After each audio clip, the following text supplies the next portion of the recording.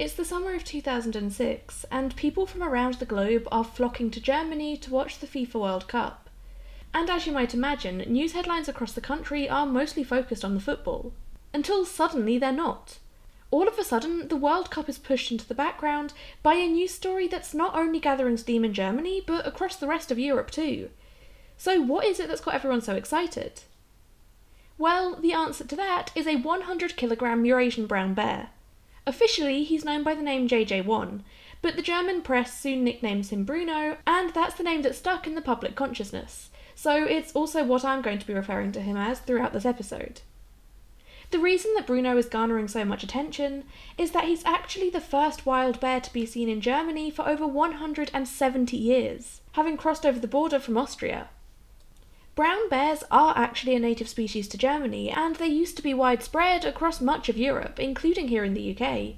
However, years of human persecution, intolerance, and habitat destruction means that their range is now only a fraction of what it once was, and in many areas like Germany, they've long since gone extinct. And so, as part of an effort to bolster the populations of these bears and help them reclaim some of their former territory, an EU conservation project was launched that saw brown bears being released into the wild. This project took place in Italy, more specifically in the northern province of Trentino, an area popular with tourists for its stunning natural views and especially for the Dolomite Mountains, which form part of the Alps.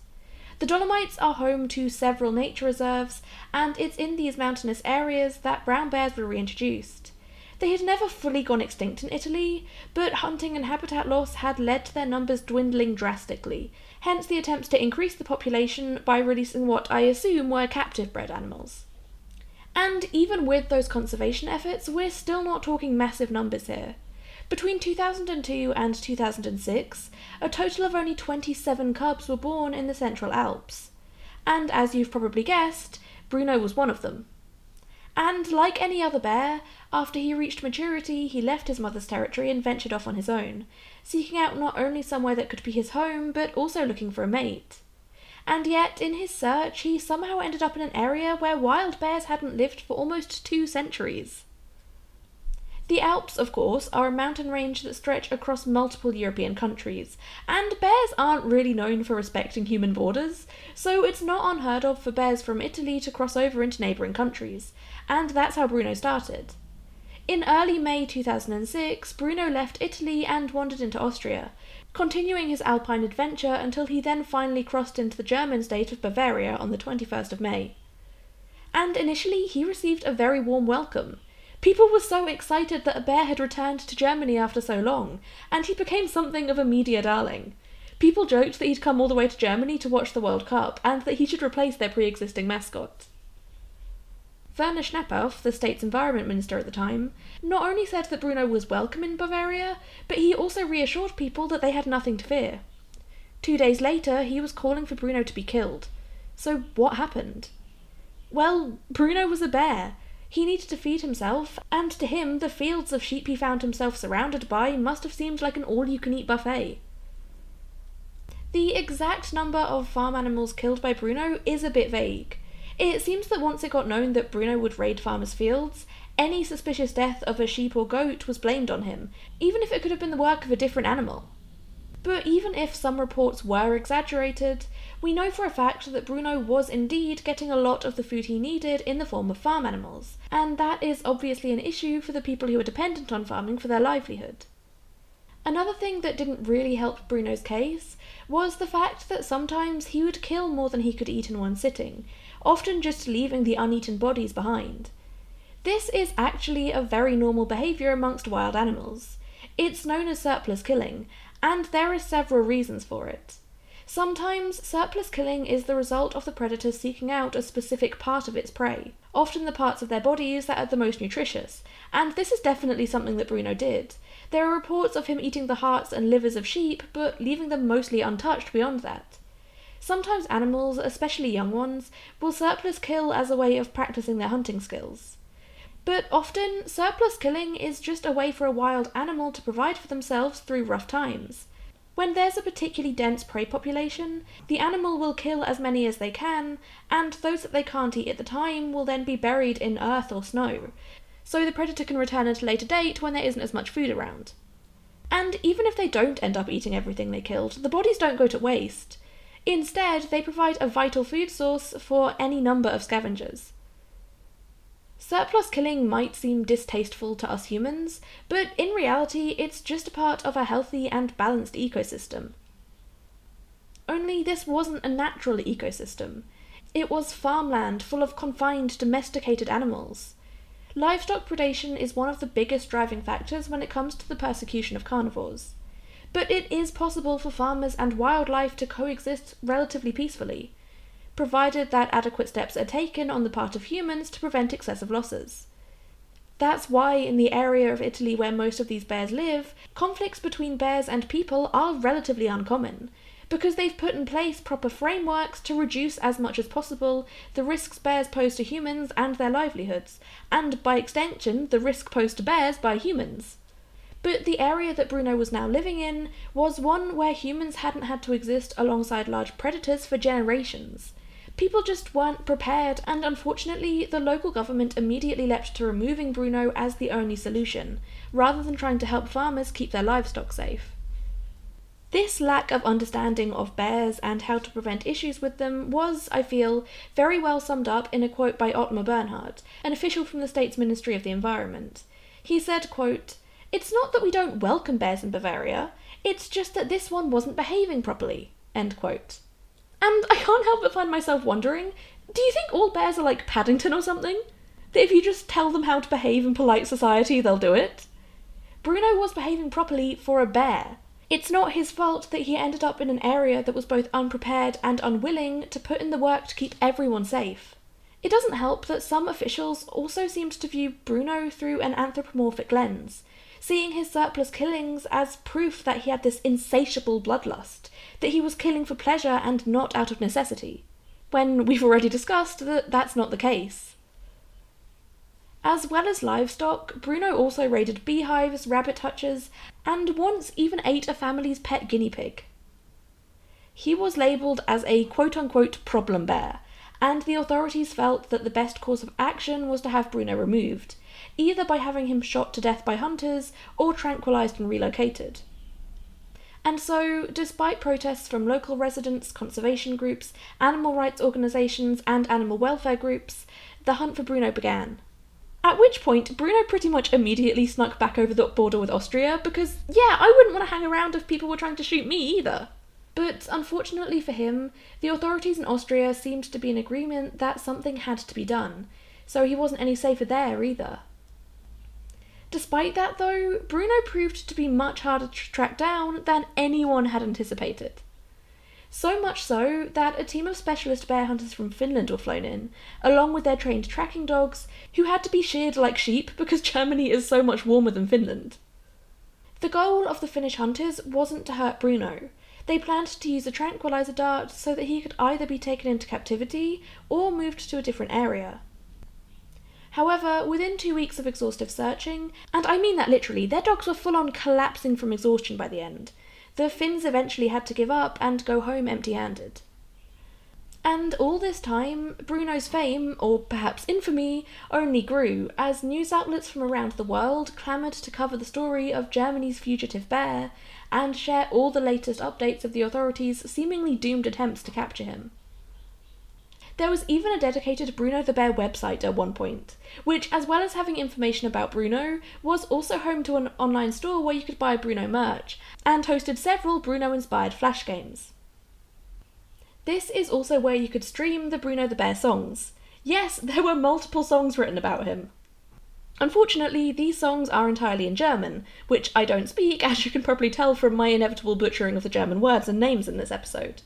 However, it just so happens that I know someone who's a professional German to English translator, and while I wasn't able to get the songs translated in time for this episode going live, I'm still planning to do that, and I'll upload them later as like a bonus mini-episode or something. All this time, local residents were reporting their sightings of Bruno to the authorities, although some people had become so hysterical about it that any big animal they saw from a distance would be called in as Bruno, even if it was just like a dog or something, which made the job of tracking him down even harder. Some sightings were legitimate though, my favourite of which was when he was seen peacefully swimming in an alpine lake. The poor boy seemed to just be living his best life, completely unaware of what was waiting for him. He was also once seen hanging out just outside of a police station in the town of Coachil, and yet they still couldn't catch him. But then, on the 26th of June, shortly before 5 o'clock in the morning, a report came in that Bruno had been seen close to a popular hiking route near Spitzingsee. A team of hunters were deployed, and Bruno's luck finally ran out. He was shot twice. And just like that, Bruno, JJ1, the first wild bear to set foot in Germany since 1838, was dead. He was only 2 years old. The backlash was instant. People were furious, to the point where a tiny minority even went as far as to send death threats to those involved in his slaying. As far as I can tell, the identities of the hunters involved in shooting Bruno have never been released publicly, specifically because of the anger people had shown towards them. And it wasn't just in Germany that people were angry. Italy were furious that they hadn't been consulted, and years later documents released by WikiLeaks revealed that Bruno's death had been a topic of conversation amongst American diplomats based in Germany. And the Bruno drama didn't even end with his death. Italy made it clear to Germany that they wanted Bruno's body back. After all, he was born in Italy and was part of an Italian rewilding program. As far as they were concerned, Bruno was Italian property, even if he'd been killed abroad. And Germany's federal government agreed that Bruno's body should be turned over to them. But despite that, the Bavarian authorities refused to comply. They argued that since Bruno was shot on their soil, that meant his body was theirs to keep. This argument rumbled on for over 9 months, but eventually either Italy gave up or Bavaria were able to prove that they had the legal right to keep Bruno, because they would go on to have his body stuffed and his remains put on display at the Museum of Man and Nature, which is located in the north wing of Nymphenburg Palace in Munich, if any of you are in the area and fancy paying him a visit. Bruno's body remains on display there to this day.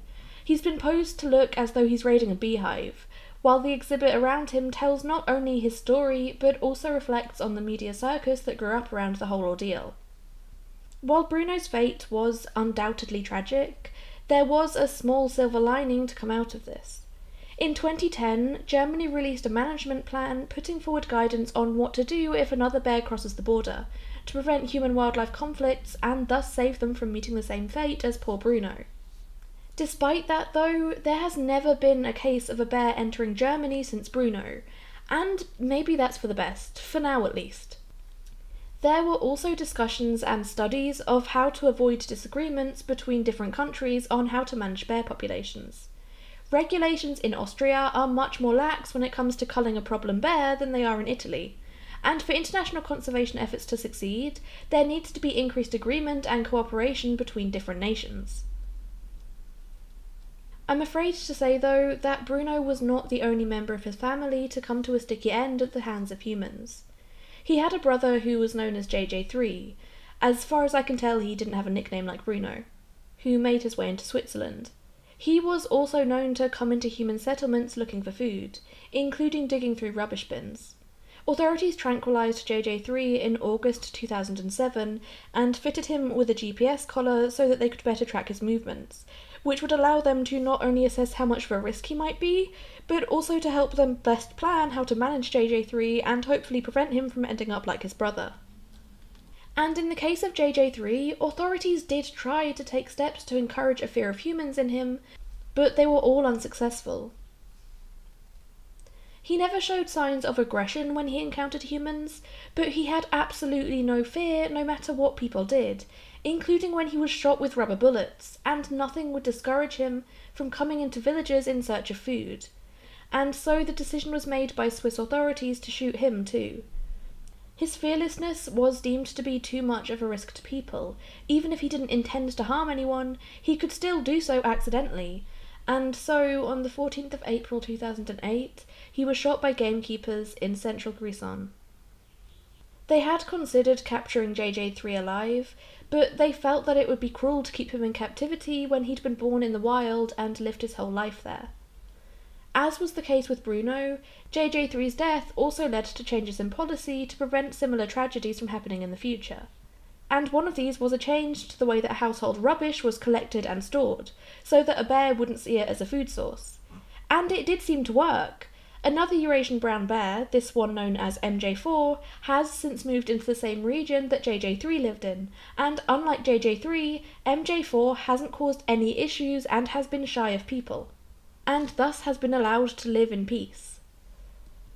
Given that Bruno was JJ1 and his brother was JJ3, you might be wondering if there was a JJ2, and there was. He also had a nickname, Lumpaz.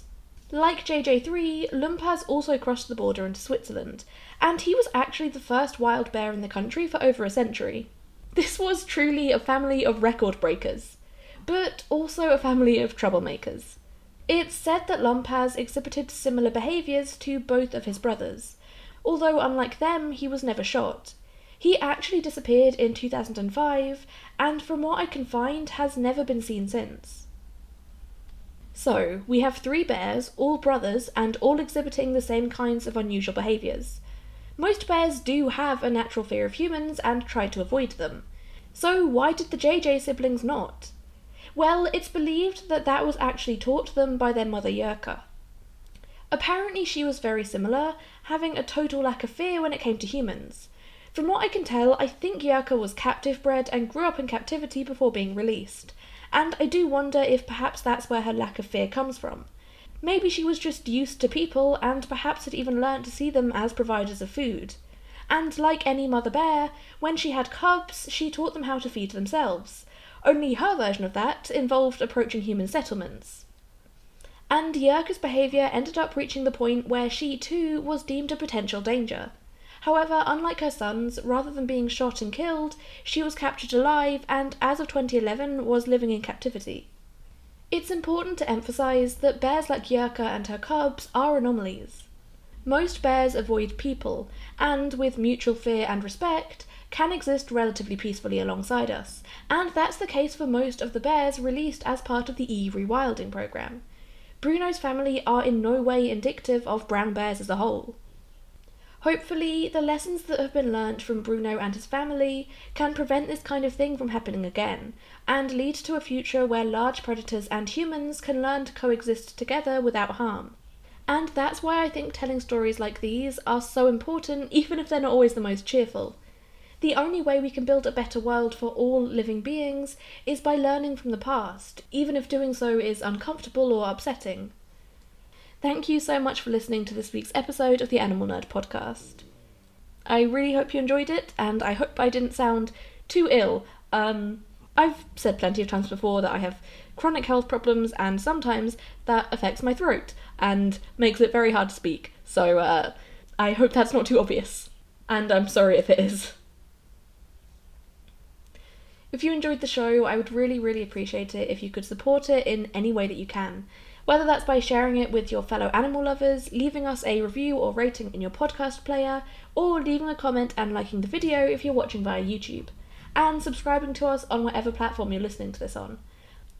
Algorithms are not kind masters at the best of times, but they can be especially brutal if you have a health condition that stops you from being able to upload as regularly as you might otherwise like.